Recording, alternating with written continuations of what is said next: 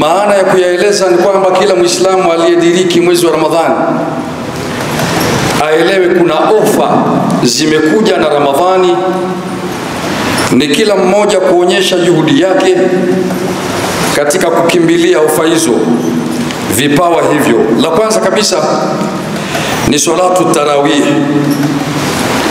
Swala ya tarawih ukiandama mwezi wa Ramadhani na yenyewe ndio inasihi kuswaliwa. Ramadhani ikiisha swala ya tarawih haisihi, na hakuna mwanachuoni yoyote aliyejihusisha kwamba uwezo kaswali tarawih nje ya Ramadhani, na hata kama utaswali haikubaliki, kwa sababu wadha'ta shay'an fi ghairi mahalli, utakuwa umeweka kitu mahala ambapo sio pake. Swala tarawih وهي إحياء ليالي رمضان بالصلاة والقراءة الطويلة فيه.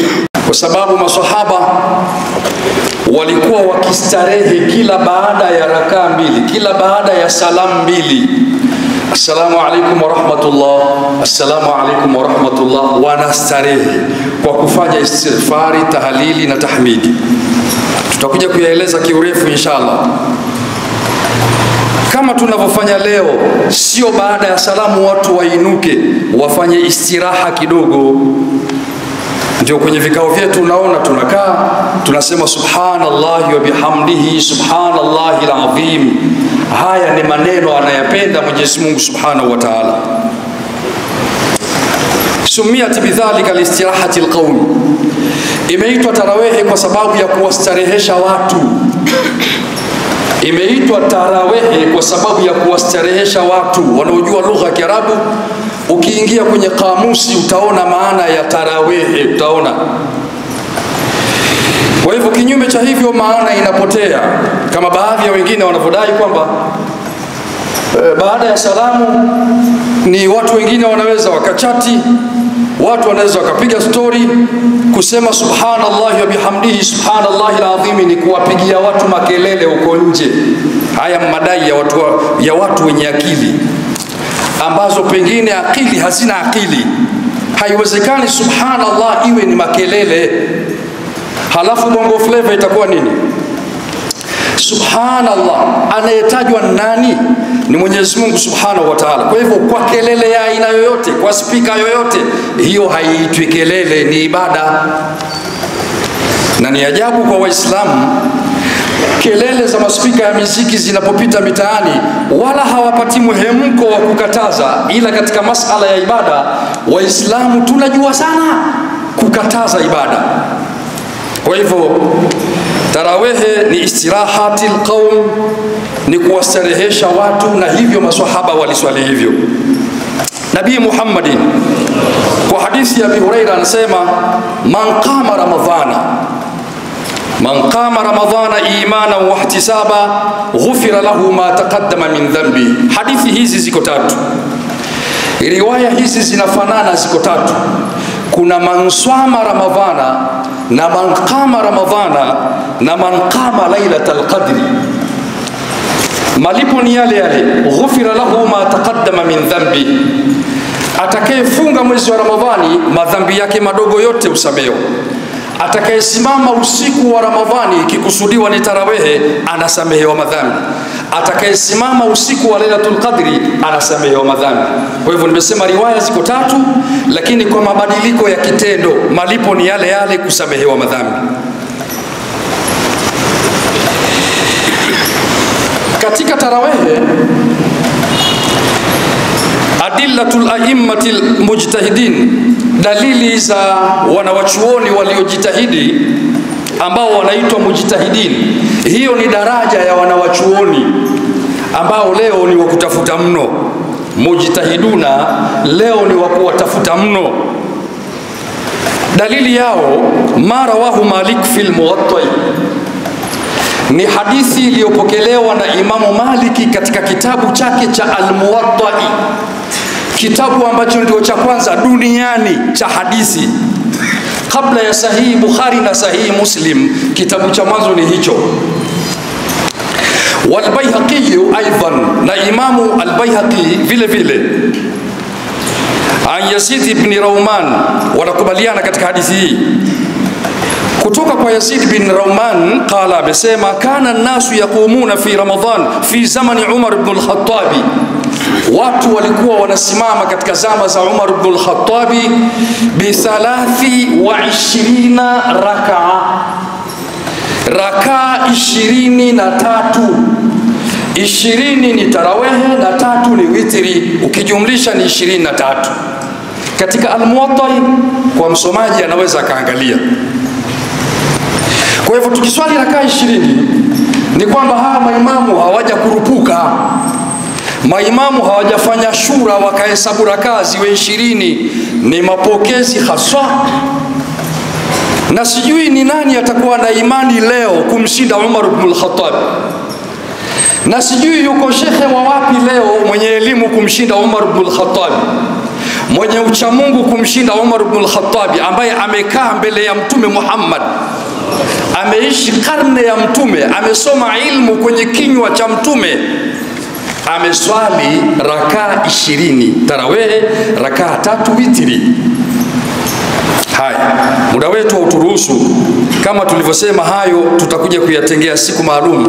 Tueleze wa kwanza kuswali tarawehe nani, na nani alianza kuswalisha jamaa, kwa sababu ilianza kuswaliwa tarawehe kila mmoja akiswali kivyake, ikaanza kuswaliwa jamaa. Mtume hayupo duniani, inaswaliwa jamaa. Kwa hivyo katika bid'a, na hii ya kuswali jamaa tarawehe ni bid'a ambayo maimamu wote leo wameifuata bid'a hii. Nani alianzisha, na msikiti upi ilianza kuswaliwa tarawehe jamaa, na ni nani akaisifia tarawehe, tuyawache. Katika yanayohusu Ramadhani pia ni Lailatul Qadri. Nabii Muhammadin asema man qama Ramadhana, man qama Lailatul Qadri, yoyote mwenye kusimama katika usiku wa cheo, imana wa ihtisaba, akiwa na imani na matarajio ya kulipwa, ghufira lahu ma taqaddama min dhanbihi, husamehewa katika madhambi yake yaliyotangulia.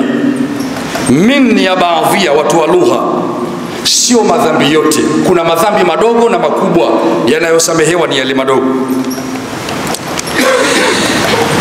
Mwenyezi Mungu Subhanahu anaieleza Lailatul Qadri akisema Lailatul Qadri khairun min alf shahr, usiku wa cheo ni mbora kuliko miezi 1000. Sio sawa na miezi 1000, kuliko miezi 1000. Hatujui ni sawa na miezi laki ngapi, hatujui ni sawa na miezi milioni ngapi, hatujui, lakini ni bora kuliko miezi 1000. Na imekuja kalima ya alf kwa sababu katika Kiarabu alf ndio ilikuwa hesabu ya mwisho. Alf ndio ilikuwa hesabu ya mwisho, hakukutamkwa laki na milioni kama tunavyotamka sisi. Na haya ni masala mengine ambayo yanataka muda pia. Tanazzalul malaika, huteremka malaika katika usiku huo, waruhu fiha, na Jibril akiwa katika huko kuteremka. Tazama Mwenyezi Mungu alivyouhusu usiku huu. Kwanza usiku kauweka katika mwezi wa Ramadhani, mwezi mtukufu, na usiku ni mtukufu zaidi. Lakini katika ule usiku wanateremka viumbe watukufu. Katika wale viumbe watukufu anateremka mkubwa wao mtukufu zaidi, Jibril. Ni kuonyesha katika mwezi wa Ramadhani kuna mambo mazito mno. Na baadhi ya riwaya zinasema wale malaika huwapa mikono Waislamu, yani sisi tunapewa mikono na malaika, Waislamu wanaojitambua. Lakini katika usiku ule ule kuna wengine wanabomoa nyumba za watu. Katika usiku ule ule kuna wengine wanafanya riba, wanafanya rushwa. Hawa hawahusiki. Na wale ambao wanagombana hawamalizi magomvi yao, huwa hawahusiki kupata rehema za Mwenyezi Mungu. Ndio tukasema tumalizeni magomvi, tuyamalizeni haya magomvi. Ramadhani ikiondoka ikapeleke ripoti. Na kama ilivyoelezwa, Ramadhani ni mgeni. Inakuwa ajabu mgeni amekuja hata nyumbani kwako, alafu wewe hupatani na mkeo, mnatiana magumi mbele ya mgeni. Mgeni anaondoka na hasira. Alikuwa akae siku 3, atakaa masaa 2, ataondoka zake.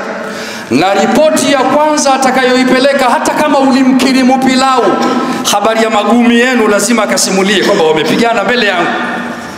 Sasa na Ramadhani ni mgeni ametuijia, Ramadhani ni mgeni ametuijia, lakini ataondoka na ripoti za watu walioharibikiwa na waliotengezekewa. Tujitengezeni kabla Ramadhani haijaondoka. Biidhni rabbihim, kuteremka kwao wale malaika si wao wenyewe wamekaa shura wakasema tuwateremkee Waislamu, ni kwa idhini ya Mola wao. Min kulli amrin, kwa kila jambo ni kwa idhini ya Mola wao. Salamun, hii ni amani tupu katika usiku huo wa Lailatul Qadri, hata matla'il fajr, mpaka linapochomoza alfajiri. Inapochomoza alfajiri wao wanafungasha, wanaondoka. Hapo sasa ikiwa tumekutwa hatujielewi, ndio tumekula hasara. Ikiwa tulikuwa na himma, wametukuta katika usiku ule tumesimama, tunasoma Qur'ani, tunafanya adhkari, tunatubia, Mwenyezi Mungu anatujalia tunapata zile rehma na maghfira na tauba zilizokuja katika Ramadhani. Mwenyezi Mungu atujalie katika waja wema. Nabii Muhammadin anaeleza katika hadithi kuhusiana na Ramadhani, miongoni mwa yaliyokuja na Ramadhani tumetaja ni tarawih, tukasema ni Lailatul Qadri, la tatu na la mwisho ni mudhaafatul ujuri. Mudhaafatul ujuri maana yake ni kuzidishiwa kwa malipo. Yani katika Ramadhani Mwenyezi Mungu analipa tofauti na miezi mingine. Kwa hadithi ya Mtume sallallahu alaihi wasallam anasema, kullu amali bini adama yudhaafu alhasana ashru amthaliha ila 700 dhifin, kila amali ya mwanadamu anayoifanya yudhaaf, huzidishwa. Alhasanatu, jema, ashru amthaliha, ni 10 mfano wake. Kila amali ya mwanadamu huzidishwa hivyo, ila 700 dhifin, mpaka zaidi ya 700. Qala Allahu ta'ala, Mwenyezi Mungu akasema katika hadithul Qudsi, illa sawma, isipokuwa saumu, fa innahu li, hiyo ni yangu, wa ana ajizi bihi, wa ana ajizi bihi, na mimi ndio ninailipa. Saumu hailipi moja kwa 10 wala kwa 700, Allah ndo anajua analipa wingi kiasi gani. Ni mfano Rais Mama Samia hafidhaha Allah aseme kwamba pachimbwe mtaro kutoka hapa Nunge mpaka Nyerere Square, kila aliyeshiriki kuchimba nitamlipa milioni 1, lakini watu 10 nitawalipa mimi mwenyewe katika hao. Wewe unadhani atalipa milioni 1 kama utakavyolipa wengine? Ni kwamba yeye kwa tangazo hilo la watu 10 atawalipa zaidi. Sasa Allah ametangaza kwamba amali ya mwanadamu analipa 1 kwa 10 mpaka 700, isipokuwa swaumu, wafungaji anawalipa yeye mwenyewe, hatumi malaika.